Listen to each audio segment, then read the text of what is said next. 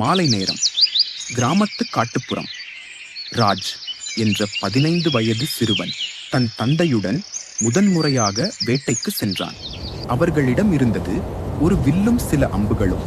அவர்களது இலக்கு ஒரு சிறிய காட்டெருமை.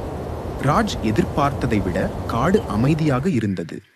பறவைகளின் கூச்சலும் இலைகள் குலுங்கும் சத்தமும் தவிர வேறு எதுவும் இல்லை. திடீரென தூரத்தில் ஓர் எருமை ஓடிவரும் சத்தத்துடன் தோன்றியது. தந்தை அமைதியாக கையசைத்து, அப்புறம் வில்லை கையிலேடு என்றார். ராஜ் நடுங்கியபடியே வில்லை கொடுத்தான். தந்தை விலங்கினை குறிவைத்து ஒரு அம்பை பாய்ச்சினார். அம்பு நேராக எருமையின் அருகே விழுந்தது. ஆனால் அது தப்பித்து விட்டது. எருமை ஓடிவிட்டது. ஆனால் ராஜ் பெரிதும் கற்றுக்கொண்டான்.